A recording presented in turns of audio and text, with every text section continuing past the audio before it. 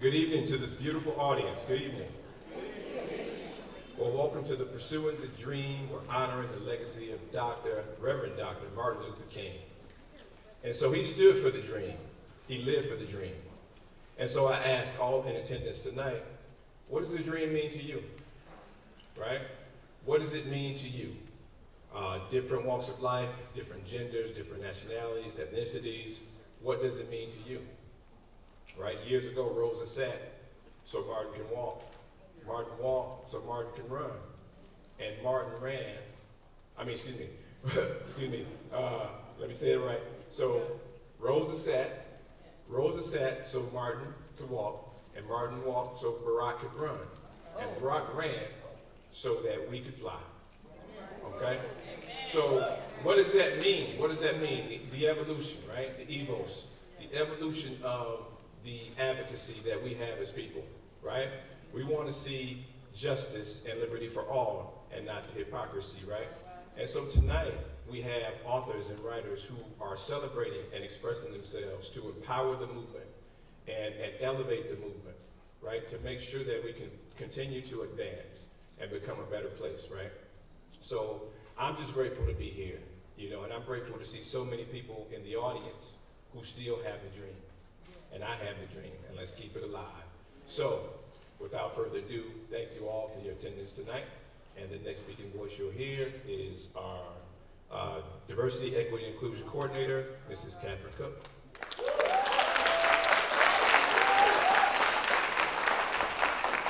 Well, I have to echo Dr. Alexander to see so many wonderful, beautiful faces, to see so many lived experiences represented in this room, so many authentic selves.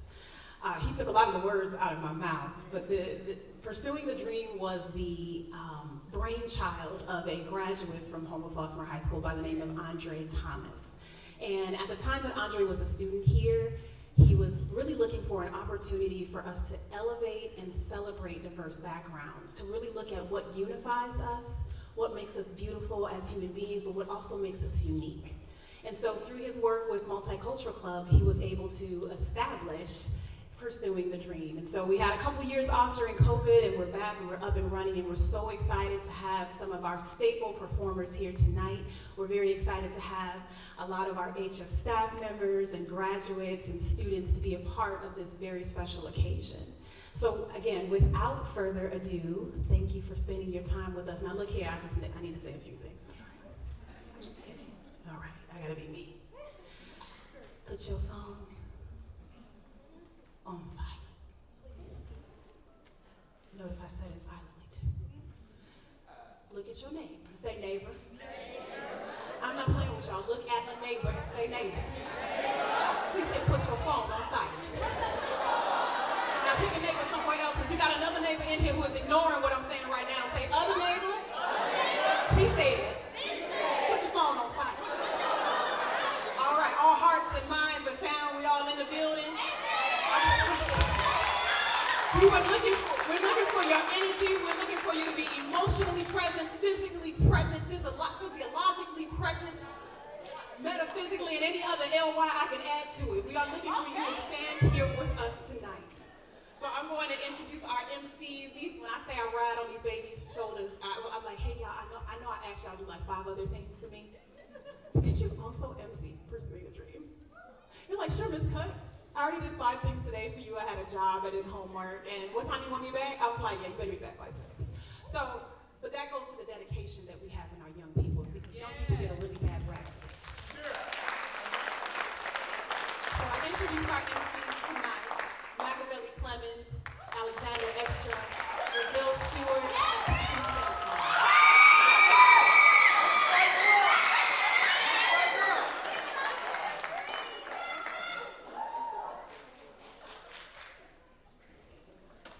Often referred to as the Black National Anthem, Lift Every Voice and Sing was a hymn written as a poem by NAACP leader James Weldon Johnson in 1900.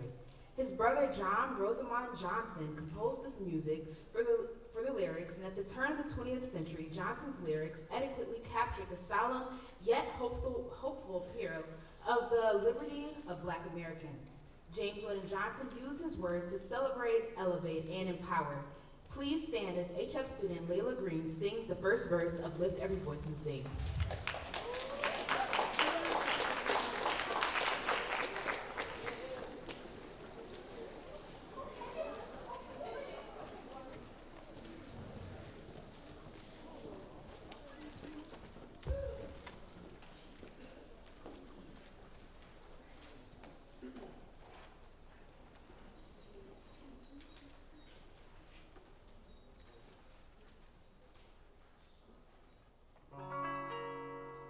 Lift every voice and sing till earth and heaven ring. Ring with the harmonies of liberty. Let our rejoicing rise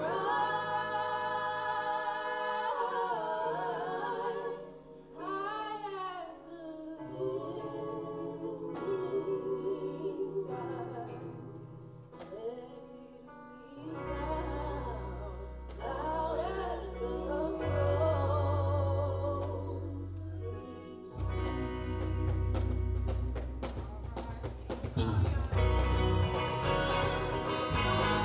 Full of the faith that God has taught us. Sing a song full of the faith that the present has brought us. Facing the rising sun of a new day begun. Let us march on till victory is won. We will march on till victory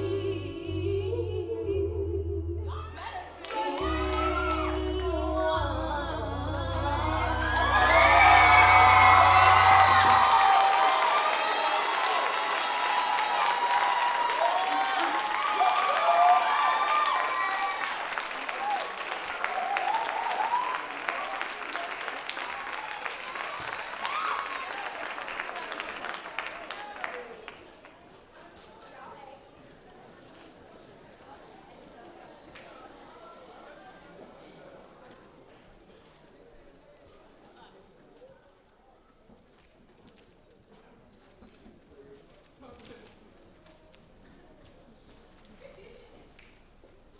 Ayodele, a Yoruba word meaning joy in the home, is a sisterhood of women whose mission is to study, heal, and express themselves through African drum and dance from a woman's perspective.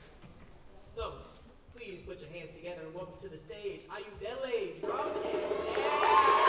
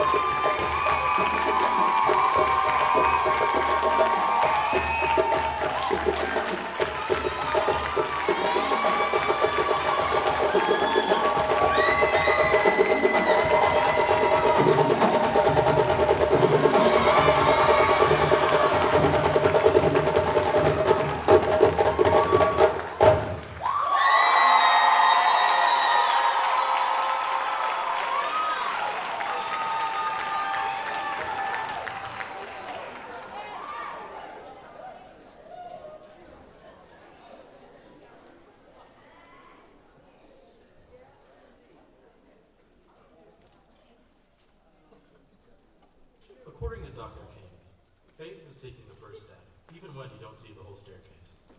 Faith is often required when we're writing down our emotions, visions, and dreams.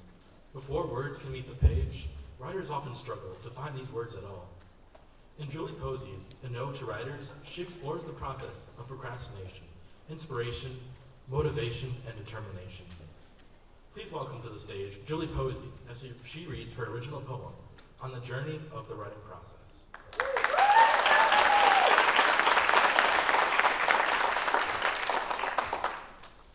An ode to writers. This is an ode to my empty mind with a thirst for words that just won't come, parched by the persistent pest that is procrastination. This is an ode to the rhythmic tap of the delete key when frustration builds up in my throat like a pill too stubborn to swallow, a supplement called struggle. This is an ode to that light bulb moment of inspiration, fingers racing, mind pacing, as words flow from my fingertips, this rushing, raging river of determination. This is the process every tired yet diligent writer goes through, letting out an exasperated sigh of relief when I finally type the end.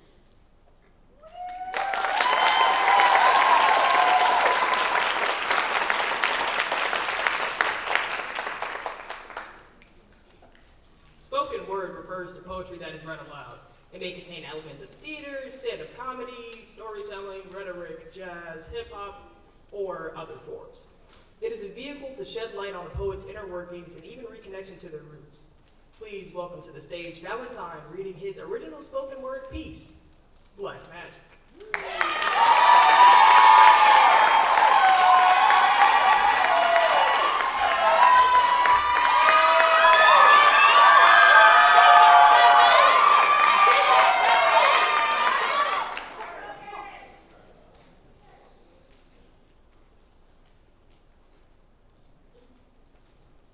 I came into the world. We might have to use that one, y'all. You know what? I could be loud enough. Here we go. I'm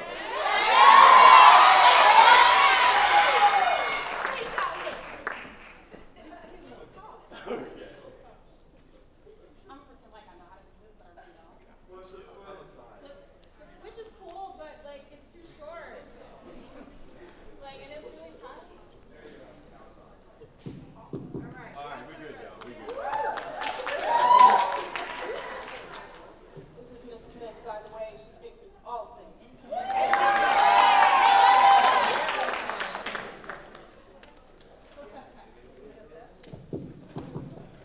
Test. We good, y'all? We good? All right, we good.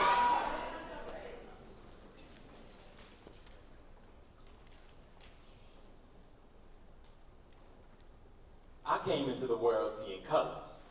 Yellows, purples, reds, blues, greens. As a kid, shapes and patterns flooded my view, and the clouds never seemed to run out of stories to tell. Hello, world.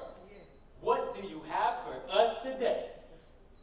It was a mantra, chant, incantation, whatever you'd like to call it. My mother got me in the habit of saying it whenever I left the house.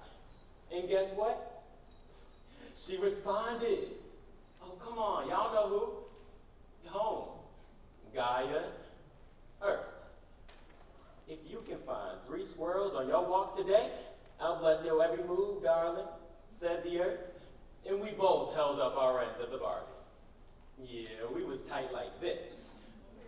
Which is why when I told her they said I had a high school reading level at grade 3, I was surprised when she wasn't proud of me. Why my steps stopped sending ripples of light in every direction? Of course, I wanted to get my magic back. Can you really blame me? So I asked the only God I had left. Society, why have the colors gotten dimmer? Why can't I see spirals wherever I look? Why, when I look into the eyes of others, am I met with an inferno? Now, he told me my magic was gone because Earth was sick. Okay, that explains why she wasn't feeling enthusiastic. So I asked God how to nurse my old friend back to health. Well, it's a 3-step process, he said. Step 1, we have a school set up for you. You'll do great. Step 2, get into office and you can give Earth all the medicine you want. And step 3, tell all your friends. The more we brainwash them, the more we have here with us, the better. Now, I thought this was great news. Ooh, I can already see it. I'm standing there in that big old White House, my family cheering me on, the world on my shoulders, my people still struggling.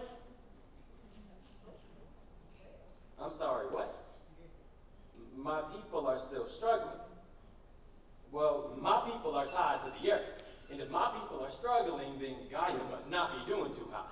So I rushed down to talk to Earth, just like we used to. Earth, I thought this would help. He told me I could help. Well, listen to what I'm about to tell you, darling, said the earth. Honey, when I planted the seed of your soul, I painted it black first. Dipped it in the magical ink of the cosmos and grew a large, large tree. A tree large enough to shade the entire world. A tree that in the olden days, people revered. See, honey, your people are magical. Black skin that shines blue in the moonlight. Black hair that grows to the sky like the tree it came from. And black magic that shoots out from our feet in every direction. Darling, when I birthed your people, we became attached at the hip. You can't heal me without your people returning to me. You can't heal your people without your people returning to me. So, here I stand, finally surrounded by my magic and finally home. But a home without my people is not one I want to live in. So I went over to that tree. That big old tree Earth told me about. She's looking a little rough, but still standing strong. And I called out to my people. See, a wise woman once told me that my people have an internal drum, one that pushes us forward no matter what we experience.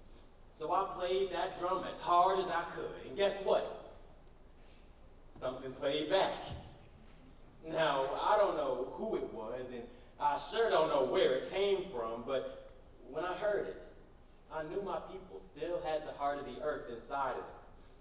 And for the first time since I was little, the earth seemed to lift itself up a bit. And I knew my people would be okay after all.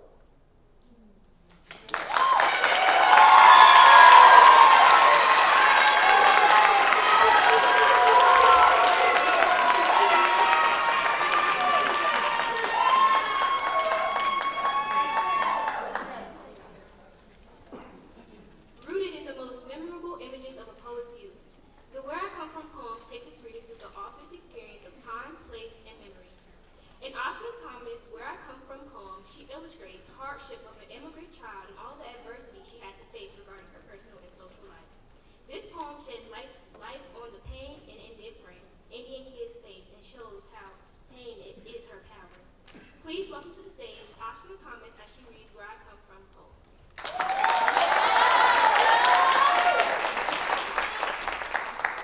Where I come from. I come from India.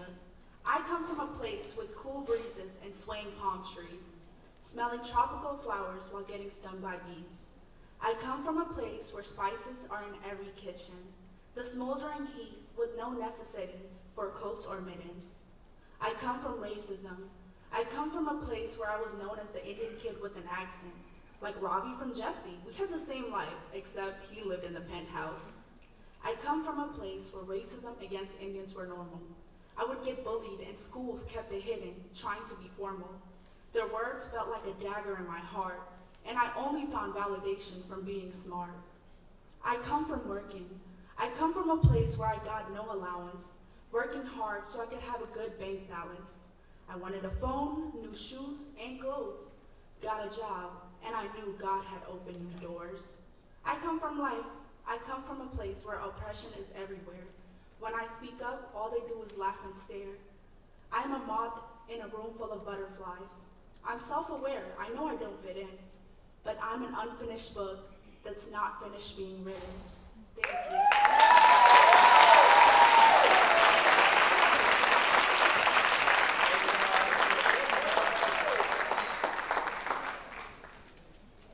Widely regarded as the father of gospel music, Thomas A. Dorsey's composing talent became a merging point in the early 20s for many musical styles. Thomas Dorsey's ingenious fusion of blues and Black Baptist musical tradition paved the way for generations of gospel artists as well as secular artists who would fuse his lyrical genius into their own genres. Known as the godfather of gospel music, his lyrics continue to uplift communities today.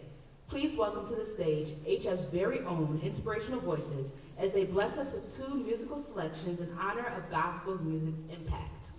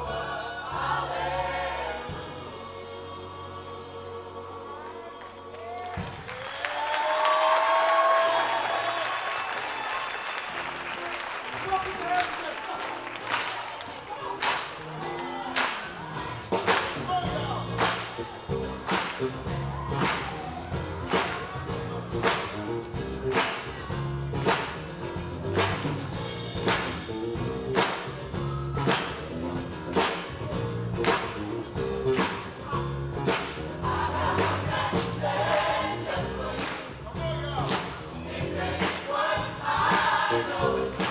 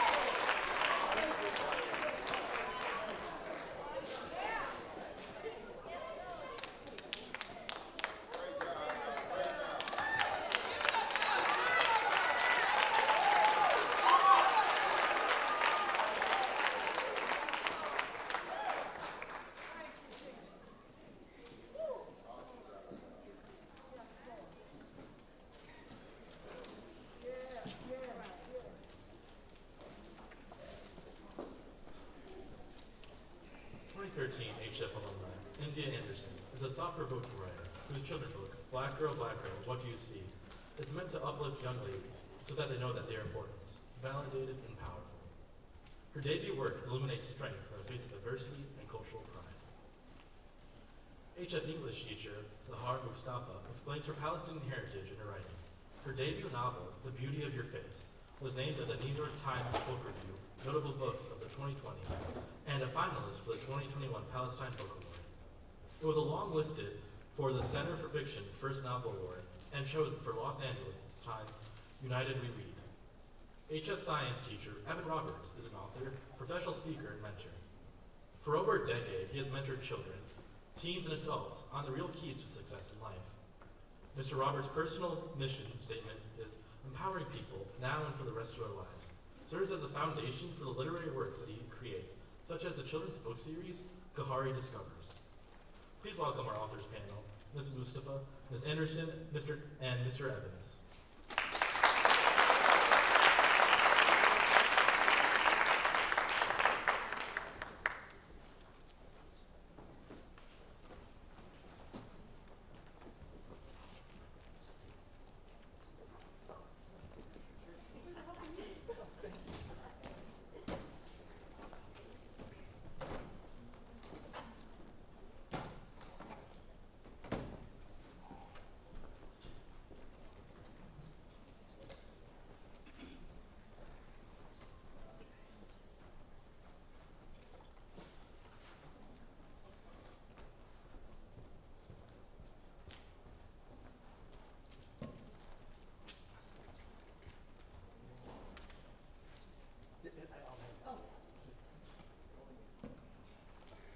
So this is our first year deciding to do a panel, so we thank you for your patience as we get set up with our transition.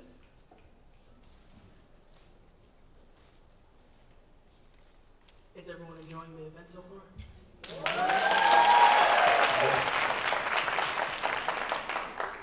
Make sure. Sure. You guys having a good evening? Yes. Yes. Lovely. I just want to hear. Beautiful job emceeing, by the way. So much. I want to hear inspirational voices again. There we go.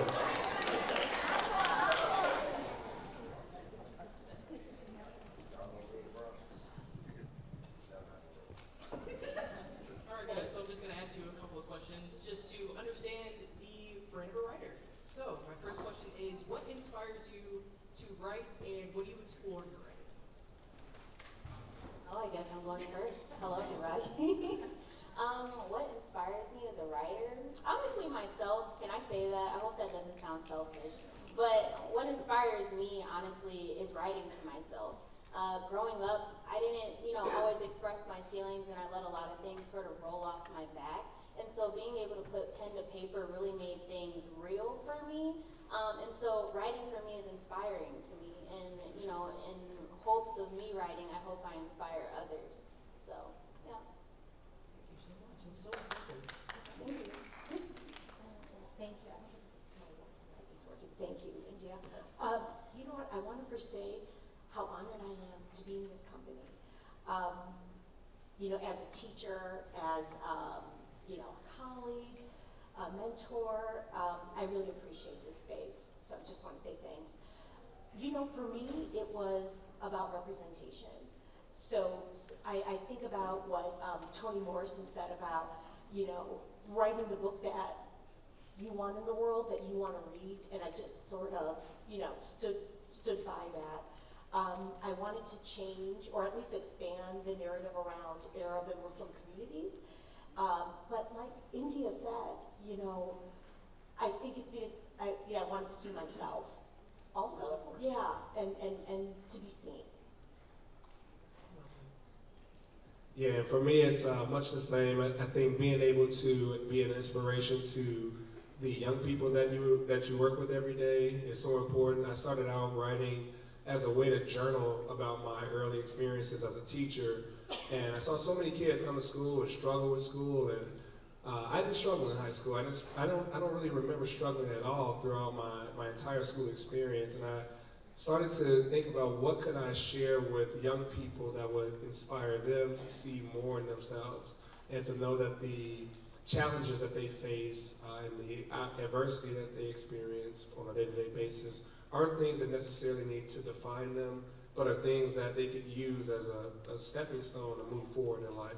So that was the beginning inspiration.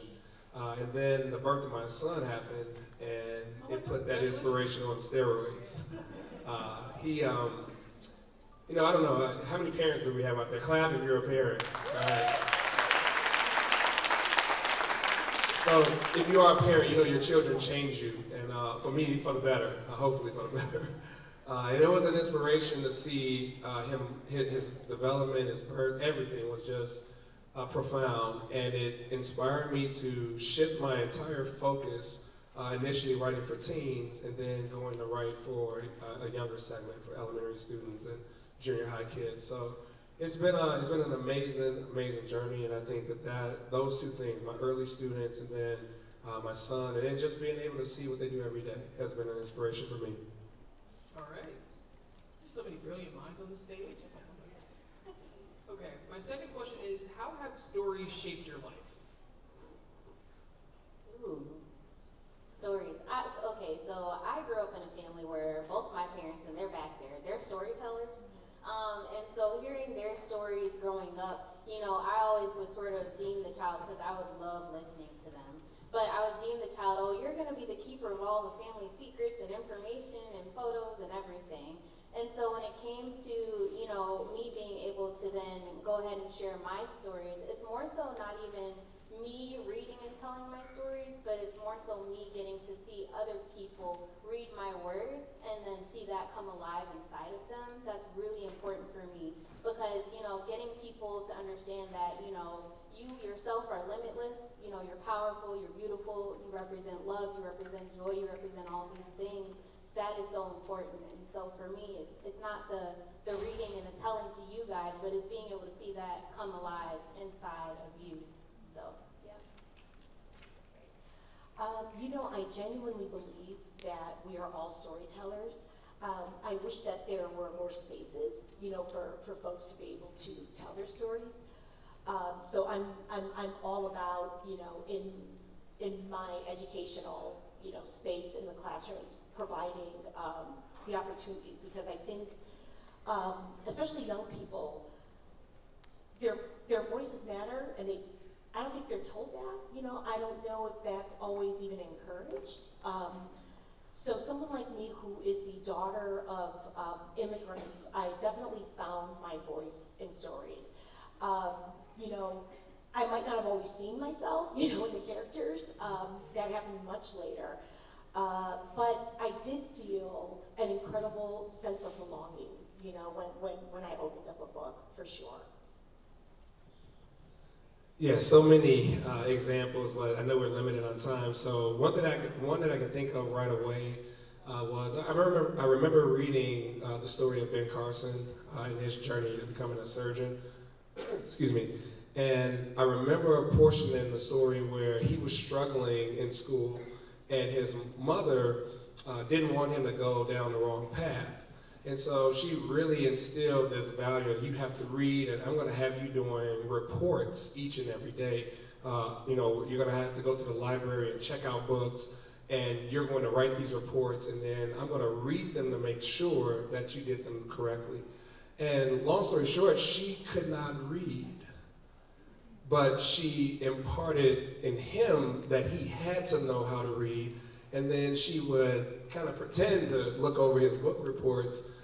And we all know Ben Carson became an amazing, world-renowned neurosurgeon, later on. And so that showed me that message, that empowering message, that books could transform a person, and that reading could transform a person, has been something that has stayed with me my entire life. And if you come to my house right now, my library is written. I got books. My wife would probably kill me by saying it, but books everywhere.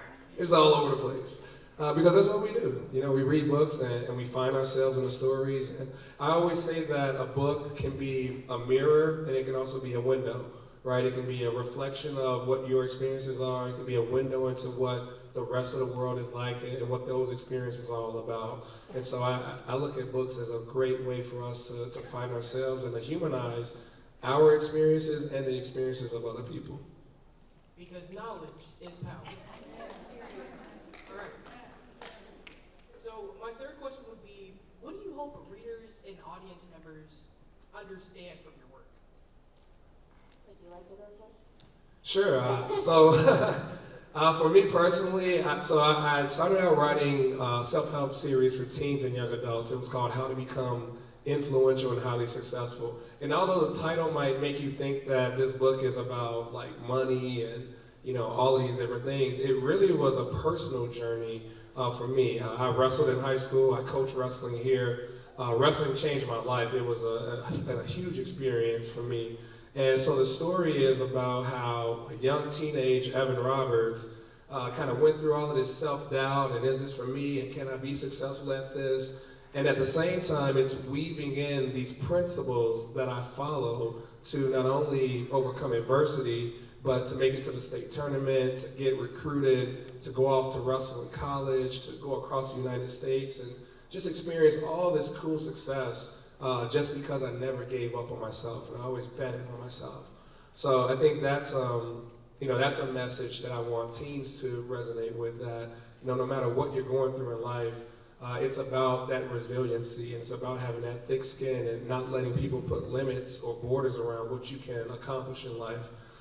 For children, it's crazy because I get emails, I get all kind of messages from parents like, my son loves your book. Like, he's 3 years old, that's the only book he wants me to read at night. And so getting those types of messages from parents and knowing that we've been able to inspire younger children to latch on to reading, that's what does it for me. You have done your job very well. Thanks. Either one of you. It's okay. I love what you said, Mr. Roberts, about the mirror and the window. That's actually how many of us English teachers frame the stories, the literature in our classes. With this particular book, with the novel, The Beauty of Your Face, I was trying to investigate bigotry, Islamophobia, fear, and what ended up happening was this incredible human story. So if you are a Muslim, if you are Arab American, you would have identified, I think, almost immediately. But what was so amazing were those messages that I received from people who really were not close to these communities. And it was mostly, I had no idea, or my goodness, this gave me a new view. And to me, it feels like such an awesome responsibility, and one that I take very seriously. But you know what, I also want to entertain. So I hope that, it's something that, stays with readers beyond, but that being able to identify the universality of stories is such an incredible experience. And I feel like when we are addressing topics, issues, problems that are controversial and very uncomfortable, I think stories immediately engage us in a way, we I think put down our defenses, I think we're more open. As soon as we open up the book, we're saying, I'm here, I'm gonna take this journey with you. So I would love for a reader to have a very personal experience, and I hope it's not just one thing that they get out. So I'm also careful not to say this is what, I want the book to be about. I'm always amazed about what comes up that I had not really considered, maybe on some subconscious level. Hello. Thank you. So my book is called Black Girl, What Do You See? And it is, I guess, sort of what the title says. It's about being seen. It's about being validated. And, in today's world, and even in the past, if we, take it back from a historical standpoint, women, our viewpoints were not, I guess, respected. People didn't want them. And so Black Girl, What Do You See? is really about, just validating yourself even if the world doesn't. And then on top of that, it's about, no matter what has happened, no matter what we're still up against, whether it be racism, whether it be, homophobia, like whatever it is, it's like you can get through that.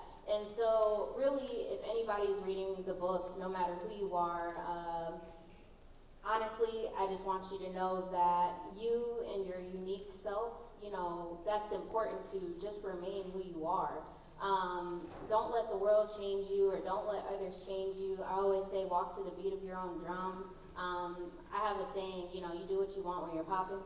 And so that's literally like my motto, and I want just people to live and relish in themselves and what, you know, their identity means to them. And Blackness is not just one-dimensional, it's multifaceted.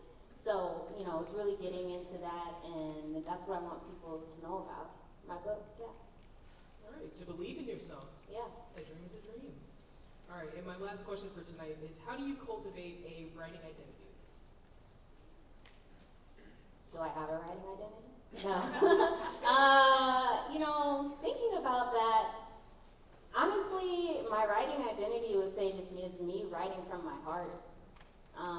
There's not much more to say to that other than what I think about, you know, comes to my mind and paper, and that's about it. I don't even have much of an answer for that one. I feel like that was a perfect answer. Yeah. So this question makes me think about not just a writing identity, but cultivating multiple identities when we're passionate about different things. So I hope that this message is loud and clear with my students, that they can have more than one life. So, you know, I taught first, but I had always been writing, and then I started to professionally write. So, you know, you need to follow, you know, your creative impulses. And if you love, you know, what you do, then you're going to make time for it, you're going to be disciplined. But again, it doesn't have to be the only thing that you do. And I would say for me, in particular, writing and teaching it's a beautiful marriage. So that felt, you know, very natural. So to be like a teacher who writes and a writer who teaches has just been just amazing.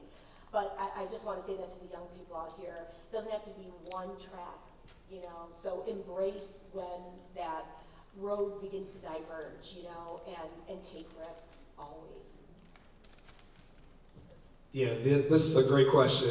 I love this question because, so I write children's books, and when you write a children's book, it is, some people say, oh, that's easy. No, it's not. It's not easy. It's very challenging because as an author, as a writer, you have to put yourself in your audience's, you know, mind. Well, my audience sometimes little kids, so I gotta think like a little kid. How would this resonate with a little one?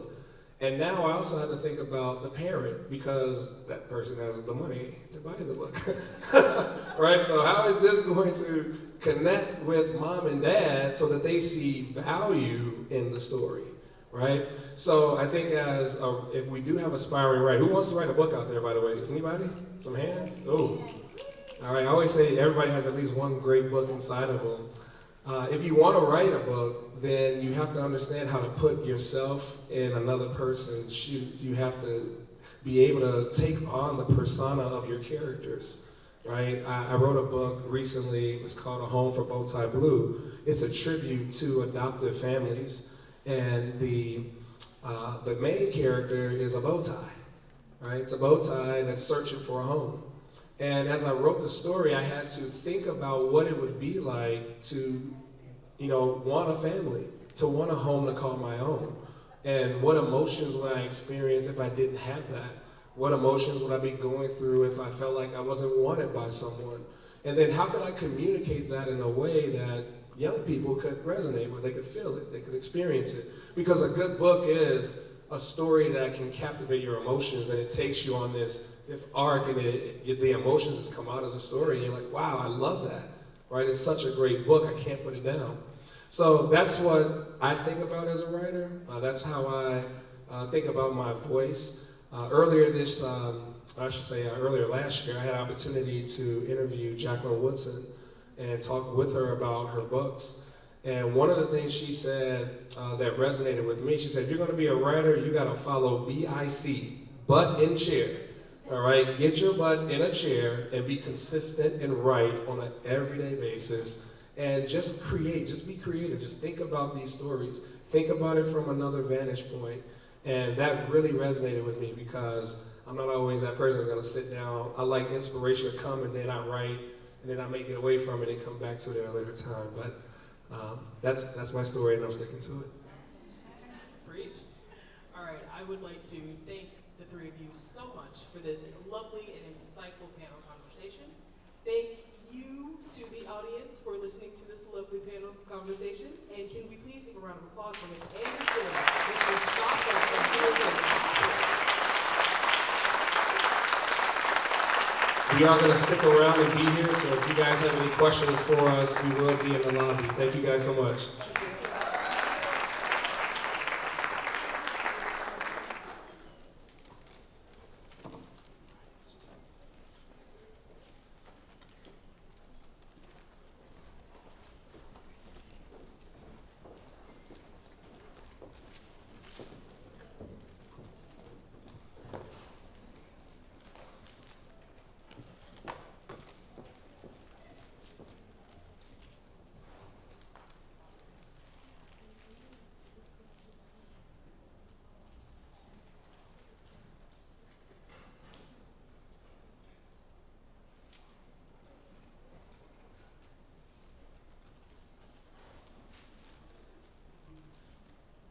Dr. King once said, "If you can't fly, then run.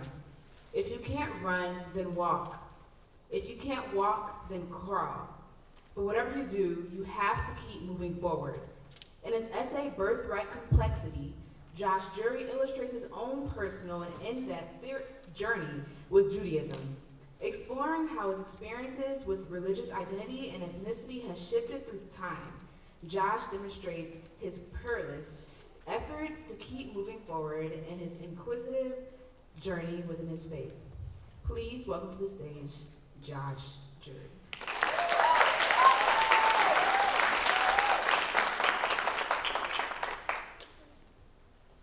Thank you. Synagogue to me means safety. It's a sacred place, a place where I can practice my own spirituality and seek my own truths. Sure, it's a building, but it's a building brought alive by the people who gather inside. It's the home where I find sanctuary, a familiar place I can seek insight and refuge upon return. A place where I don't need to hide my true self, nor the legacy of my ancestors. As a toddler, my mom brought me to synagogue for high holidays and Shabbat services. The synagogue felt warm and safe. The dim-lit room, full of people, some late 90s and unable to stand, others young and crawling, or crying or running out into the hall. It was simple and familiar, and somewhere I would await to return to, time and time again. By third grade, my appearances became punctual. Fridays for Shabbat, an intentional break from the rest of the week. Sundays were religious classes, a mix of stories, arts and crafts, music, and exploring Jewish culture with others my age. Hebrew school met for Wednesdays for a few hours in preparation for the big day. This routine became momentous in my life and transformative in the person it shaped me to become. At 13, I took upon the challenge of becoming a bar mitzvah. I stood before the congregation, placing over my head a royal blue, silver string embroidered silk kippah that had belonged to my great-grandfather, wrapping myself in the heavy wool talit of blue and white with tzitzit that my mother had worn at her bat mitzvah, and her father had worn at his bar mitzvah before her.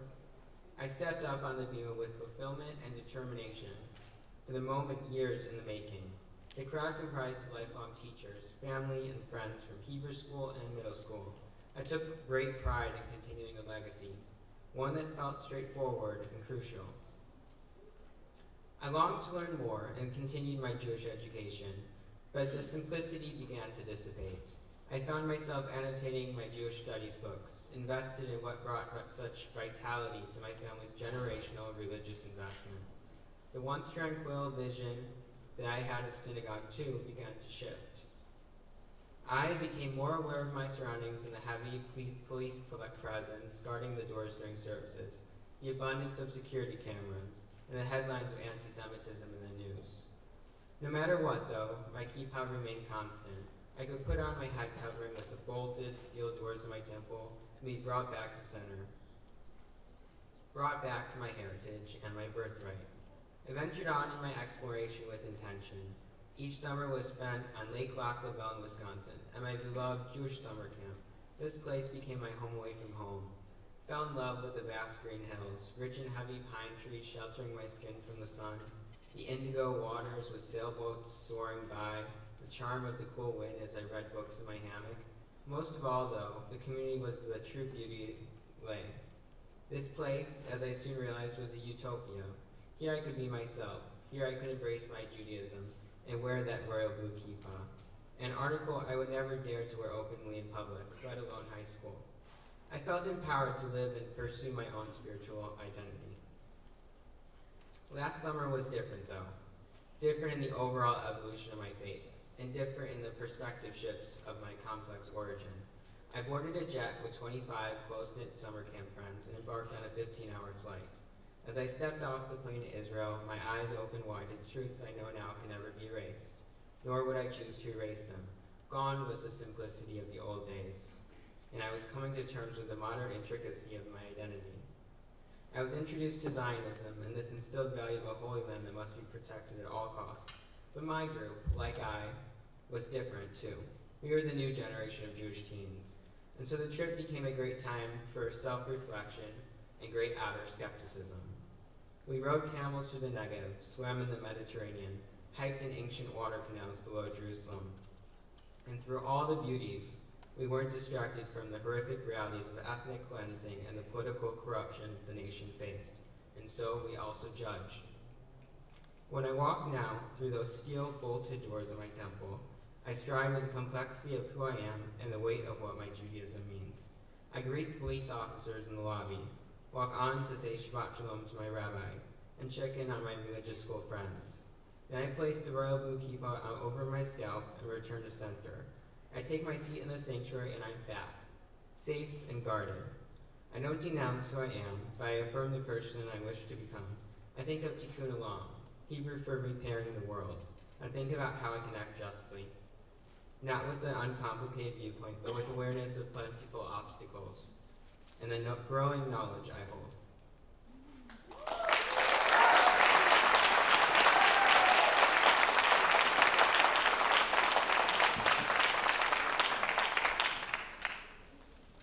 Mental health and its roots to generational trauma can be seen in our everyday lives and culture, in the choices we make, what we say, and what we choose to censor.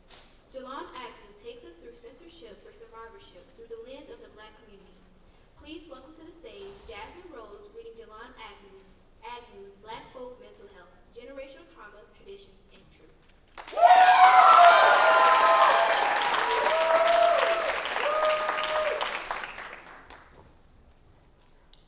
The more you cry, the less you pee. Yeah, those are the words of noted psychologist and expert in trauma, Mercedes Mann, my grandmother. That was my first lesson in Black folk mental health. In layman's terms, stop all that damn crying. In more clinical terms, it's a passed down coping mechanism used to teach the internalization of trauma to maintain survival. I'm a Black therapist with a Black therapist, and I find human behavior fascinating. I've been in the field for 16 years, and I have a private practice where I work with majority Black women. In my humble observation, Black people are dope. Despite stolen land, stolen bodies, and stolen culture, Black people have mastered survival. But I wonder how. What protective factors are in play? So I have a theory. Now, ride out with me on this one. Trauma responses. Black people have integrated trauma responses into the culture, so much so that we've hid down from generation to generation under the guise of values and traditions. Now let's get into it. Let's talk science. Trauma responses are a physiological reaction to a perceived harmful event or threat to survival. A necessary system. It was wired into the human nervous system in order to keep us safe. While necessary, it was never intended to be a long-term solution.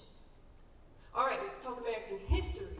During the transatlantic slave trade, Europeans built the foundation of this country on the raping, pillaging, enslaving, and dehumanizing of Africans. When a community is traumatized over and over, it causes a collective trauma experience. Now, due to the Black trauma experience, my grandmother learned and subsequently was teaching the internalization of emotions as a safety concern. It was a deliberate attempt to stop the mind-body connection. Black people, there is trauma in your traditions. And it looks like everyday lessons that we've learned that are taught with the intent of maintaining survival. So, for example, respectability politics. When we grow up, we learn we have to work 10 times harder than everybody else. The rigorous external and internal self-awareness rooted in anti-Blackness is traumatizing to the system. Code switching, trauma response. It literally means getting and keeping the job. And code switching is not just a change of language, it's a change in tone, intonation, volume, pitch, and the way I carry myself. It is exhausting to maintain survival mode. The strong Black woman trope, trauma response. It says this every lesson that we get, it's supposed to teach us to be strong. The more you cry, the less you pee. Stop all that crying, be strong. Your job is supposed to be stressful, makes you strong. People are supposed to have access to your body, makes you strong. Love is supposed to hurt, makes you strong. You are supposed to strap the world on your body, makes you strong. I was in session with a beautiful Black human being. And she said to me, well, I hold the weight, but I hold it well. And I said to her, what would happen if you didn't hold the weight? What would happen if you put the weight down? And we both looked out the window together because Black women rarely learn ourselves outside of stress, outside of trauma. When you are in a constant state of survival, the body cannot regenerate and rest, leaving more room for illness. Black people, there is trauma in your traditions and illness in your trauma. And I think it's time for a mindset shift from surviving to thriving. Because we are in survival mode so much that rest makes us uncomfortable. So I suggest resting by any means necessary. Realizing that internal peace is a revolutionary act, and doing all the things that we can to keep ourselves alive, because I can go on and on about the trauma responses. Okay, hustle culture, trauma response. Colorism, trauma response. Putting cancer-causing chemicals in our hair, trauma response. So I'm gonna add something to my grandmother's wise words. The more you cry, the more at health you will be.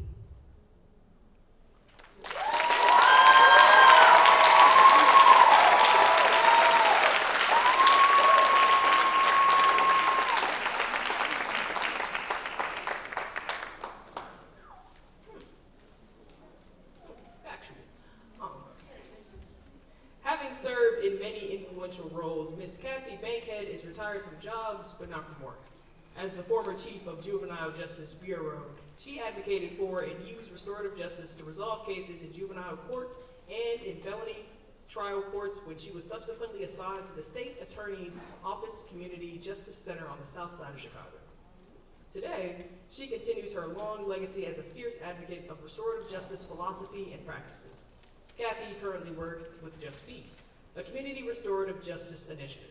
Just Peace seeks to spark and broaden knowledge of restorative justice philosophy, practices, and experiences beginning in the Back of the Yards neighborhood and eventually all of the Chicago metropolis. She continues to use restorative justice principles and practices in the community and in her life. Kathy is hailed as a prolific storyteller who understands the power of words and the importance of being fully present in the lives of those she loves and seeks to impact. Put your hands together for Miss Kathy. Thank you.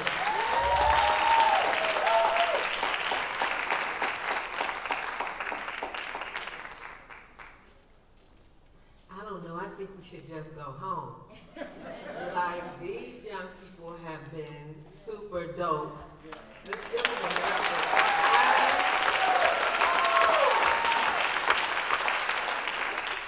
I fear you may be disappointed after hearing from them to hear from me.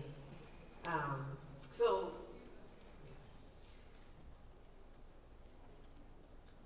volumes of words have been written, and volumes have been written about words. There's nothing left to say. Yet, words let us say everything in a new way. Talking about the power of words has been very difficult to prepare. I struggled to prepare for this evening, not because words are hard to talk about, or the power of words is hard to talk about, but because it's easy to talk about for hours. Do I talk about speaking, hearing, writing, or reading of words? Do I talk about the effects of words on the hearer, the speaker, the writer, the reader? The power of how we say it versus what we say. The power of words, the power of words of powerful speakers. What about repeating great words already spoken or written, or maybe the intention of words versus their impact? Do I talk about the way words make you feel, what they make you say, or do, or not say? How words can be a relief and a release when we hold excruciating feelings or emotions we don't have the language to express. Like when I heard Toni Morrison in an interview. How words can cause the same physical reaction for very different emotional reasons. I've heard words, read words, said words, and written words so poignant they made me cry at the beauty. Words so harsh, I cried in pain. So funny I laughed till I cried. So sad I cried for pity's sake. So hateful, I was so mad I cried. Words so loving, I cried as I fell in love. Words I've forgotten almost as soon as I heard them, and words I'll never forget. The power of words moves in so many directions, it's ubiquitous, and can call us to consequential discourse or idle blathering, or consequential discourse that devolves into idle blathering. We can make up words or new definitions for them. Challenging for me, but fortunately for you, I had to find a way to focus, to hone in my comments to about 15 minutes. So I pray that my words tonight are in consequential discourse camp and not the idle blathering camp, because I know, and people who know me know, that I can blather on and on and on better than most. Either way, here we go. I'm a Christian by faith, and a few words from the Bible provide some evidentiary support for my words tonight. In my faith tradition, the Old Testament instructs that God spoke humankind, the world, and everything into existence. He made everything with his word. The first words of John in the New Testament are, "In the beginning was the Word, and the Word was with God, and the Word was God." Those words are powerful to the Christian believer, and they evoke the power of the Word. The wisdom of Proverbs and our secular experience also evidences that words are powerful. Words kill, words give life, They're either poison or fruit. You choose. That's Proverbs 18:21 in the Message translation. Whether we use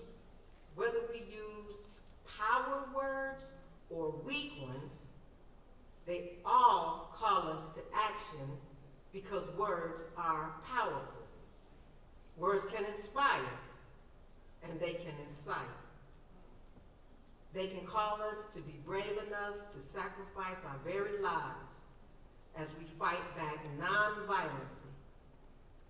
And they can call us to hubris and violent insurrection.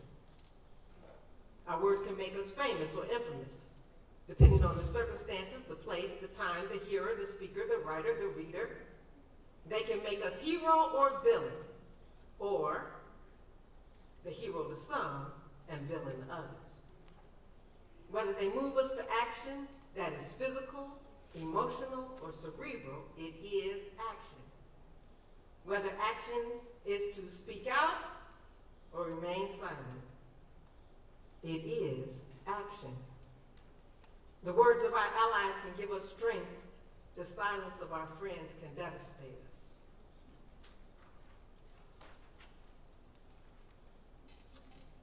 Words can shame us and rehabilitate us at the same time.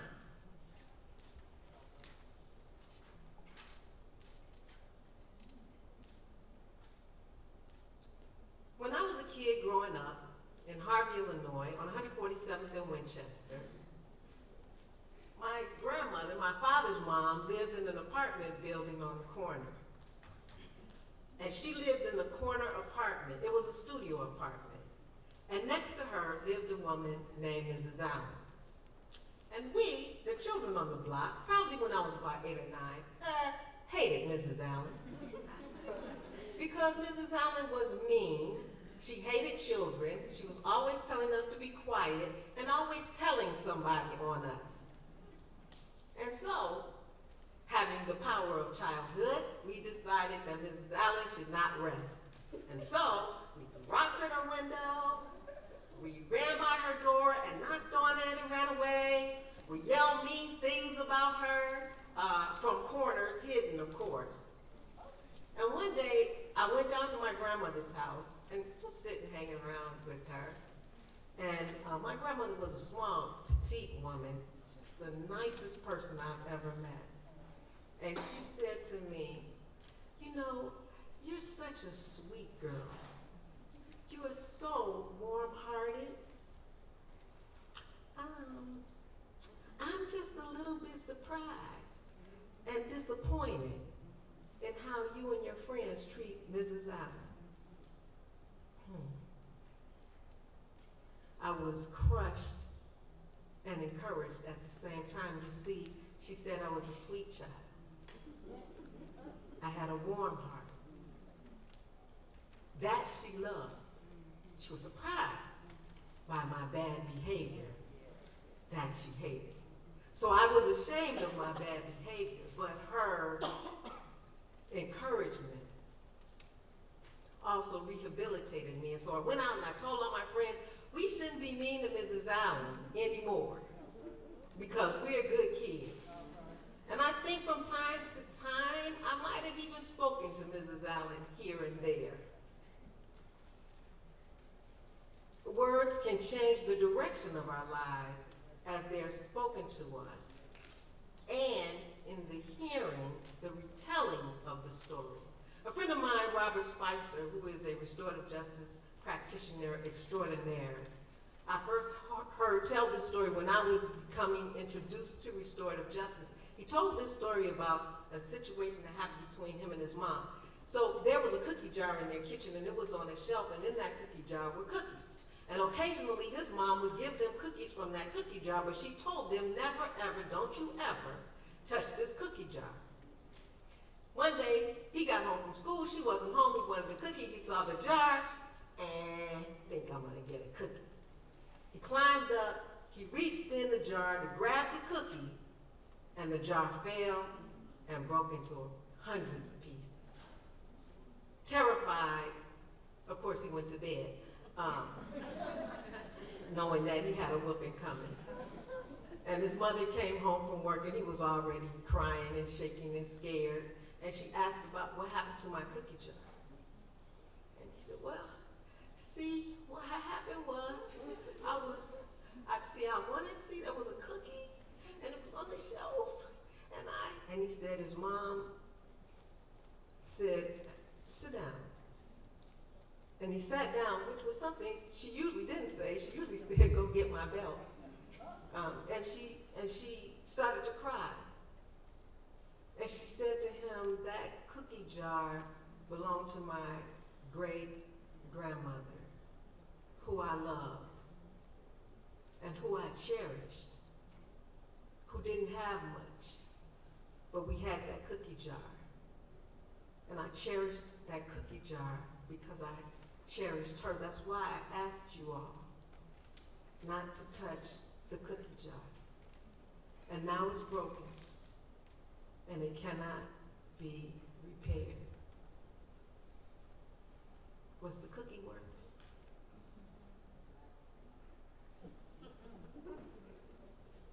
And Robert said he cried and cried and cried. And when he went to bed, he cried some more, and he apologized and he cried. He wished his mom had beaten him senseless. From that, though, he learned to be a better son. That his breaking the cookie jar because he was disobedient made him want to be obedient.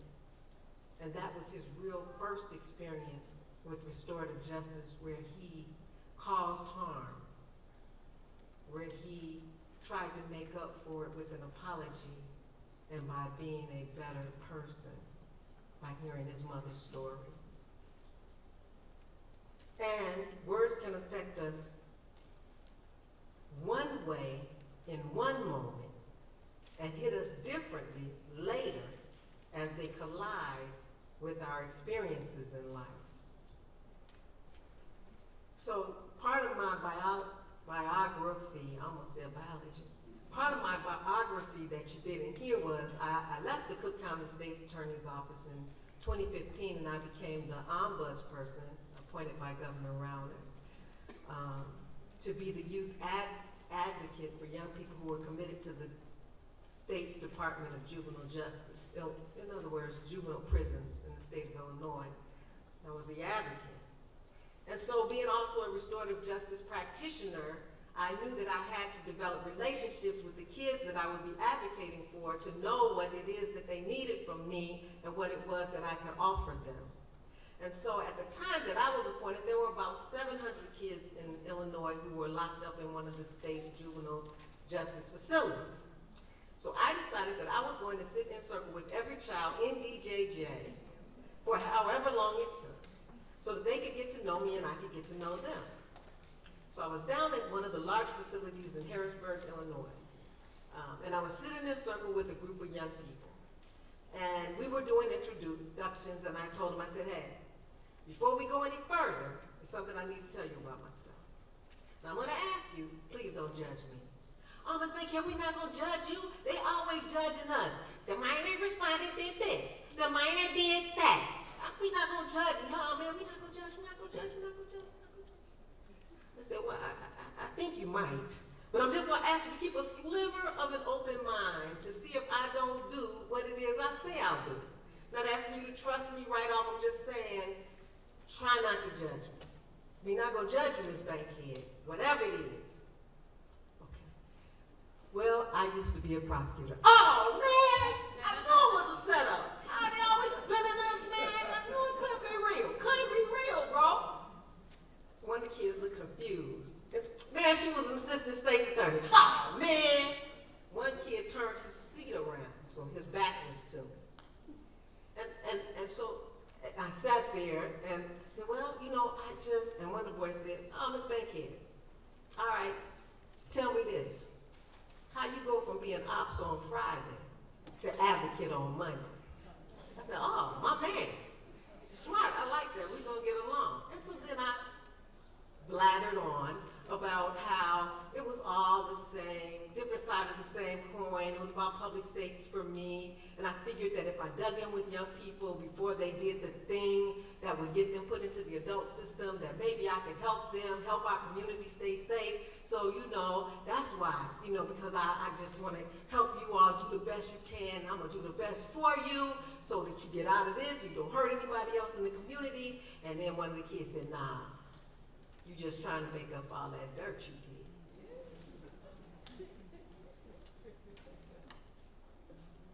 And I smiled and I thought, oh, these kids are so funny. And then I got to know them over time. And I saw how brilliant they were.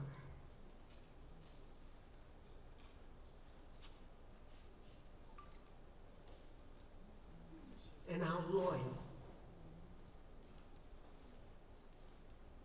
How respectful when they knew that you cared about them. How funny they were. And how hopeful when they had no reason to have hope.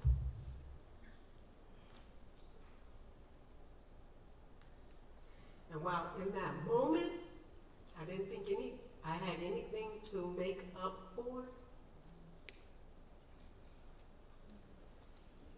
getting to know them, that experience changed that for me. I left government service, retired, and dedicated my life to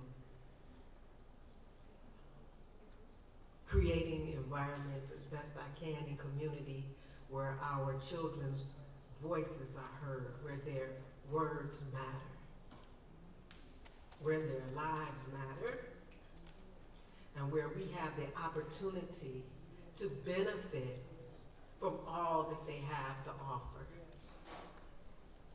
And so, words have great power, and used responsibly, they can tap into our better nature. Reckless use of words can diminish our humanity. Each of us has to decide how, when, and where we'll use our words. This is a journey we begin alone, and sometimes pray others will join us, and sometimes no one else need come. It has always been dangerous to use the power of words, and seems to me even more so now in this season where liberal thought has even moved towards cancel culture. Talking about important, confusing, complicated topics, issues, and concepts, or not talking about them, is fraught with the risk to reputation, friendships, self-respect, livelihood, and even life itself. Dare I speak my mind? What do I risk by expressing my views, saying what I believe, using my voice? Can I add my voice in agreement or use my words to support your right to say what I disagree with? What's the risk if I decide to remain silent? Remaining silent is an action too, Think of the times when you were proud of the words you said or regretted them. And the time that you remained silent and was proud or regretted it. No, really think about that. When I reflect on those instances, that's when I realized my values and my principles. When I understood for myself when and how I must use the power of my words. For me using my words, my voice, that requires for me to be courageous, compassionate, with a profound sense of responsibility.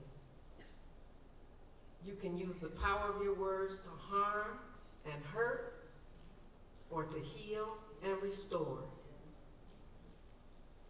To whom do you owe the power of your words, spoken or unspoken?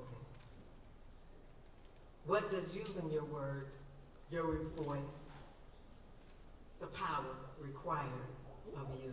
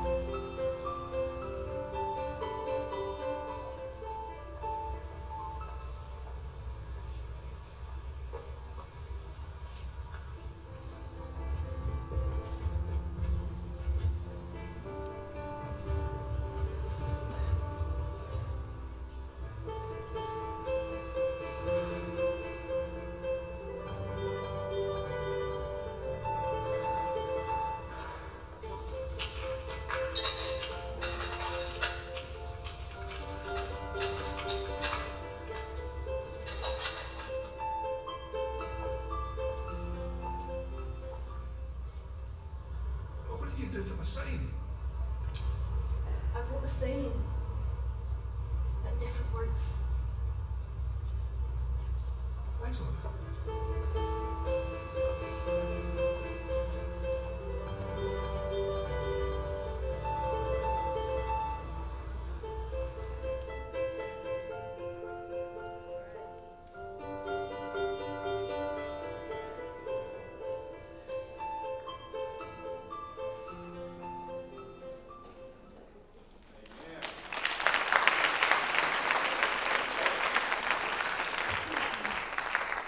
Thank you, Ms. Bankhead, for that prolific message that transcends not just young people, but also those of us who forget that we have a narrative and how much our words matter as well. Dr. Martin Luther King Jr. was a member of Alpha Phi Alpha Fraternity Incorporated. Alpha Phi Alpha is the older intercollegiate historically African American fraternity and was founded at Cornell University on December 4th, 1906. In honor of Dr. King's Greek membership, we would like to do a roll call for all sororities and fraternities who are part of the National Panhellenic Council. All right, so my Greeks in the building. The men of Alpha Phi Alpha Fraternity Incorporated, if you are here, let us hear you shout out. The ladies of Alpha Kappa Alpha Sorority Incorporated, let me hear. Hey ladies, the men of Kappa Alpha Psi Fraternity Incorporated, are you in the building? That's all right, that's all right. The men of Omega Psi Phi Fraternity, are you in the building? I say thank you.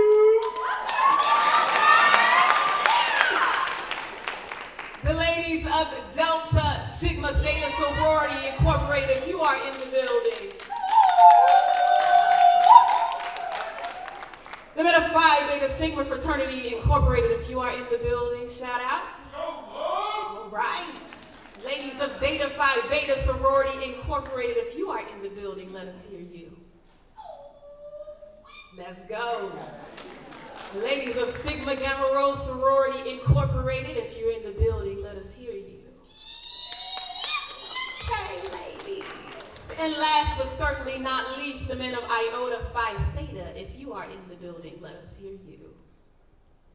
All right. Well, we appreciate you in your absence. So, to close our show, as the HF Steppers always do, we are going to bring the Vikings and Queens of Excellence. Now, by the way, you all, they are award-winning. They have been on Nike ads across Chicago. They have had 3 to 4 television performances. They have amassed trophies that nobody even knows how many they have. They have 3 national titles, by the way, in case you forgot. The HF Steppers will be representing the legacy of step and its rich tradition in not only rhythm, but in also chanting and self-aggrandizing, being able to show self-empowerment through unity on your team. So without further ado, please give it up for the HF Vikings and Queens.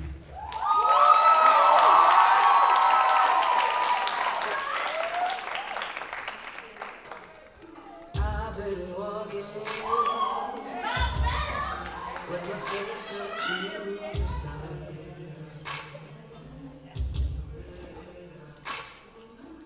Weight on my shoulders, a bullet in my gun. Oh, I got eyes in the back of my head, just in case I have to run. I do what I can when I can, while I can for my people. While the clouds roll back and the stars fill the night, that's when I'm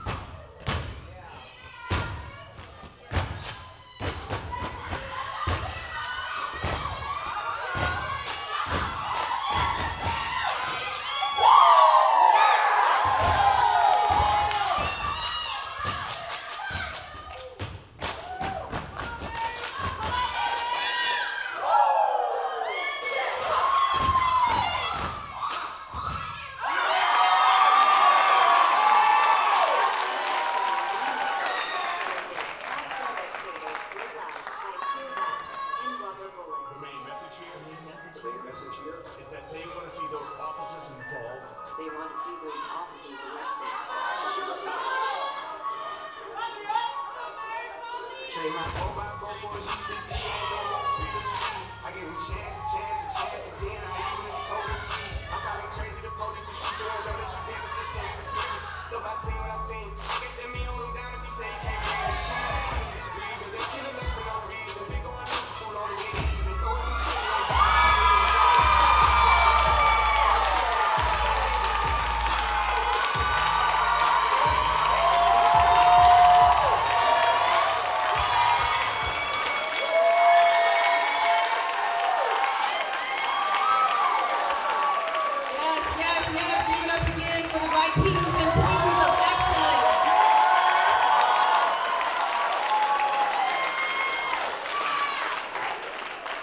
On behalf, again, of Homewood Flossmoor High School, on behalf of HF administration, our school board, our teachers, our staff, our students, I want to thank you all again for showing up and showing out. I try not to get emotional about it. This is my second year actually taking over and hosting the event, and it means a lot that you're in this space because I want our children to know that regardless of your lived experience, regardless of your socio-cultural identity, your religion, your ethnicity, your race, your age, the space that you lived in, the places you think you are going to go, your narratives matter. Your presence matters.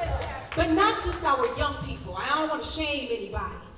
But if you were alive when Dr. King was still alive, even if you were a child, could you stand up for a second? Don't go nowhere. I see y'all running out there. We're about to close out. Don't go nowhere. Hold on a second.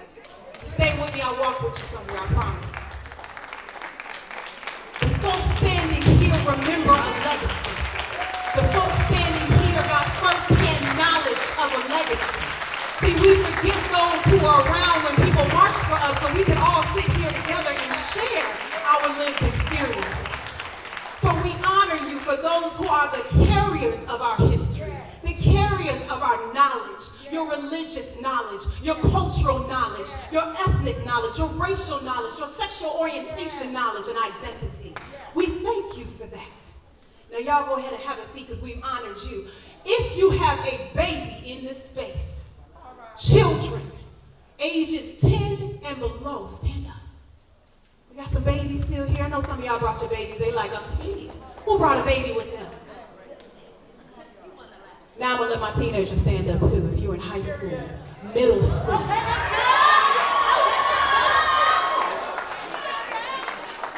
Take with you what you heard tonight and let no one tell you what you can or cannot do. I said it last year. You will be the head and not the tail. You will be the front and not the end. You will be the lenders and not the borrowers.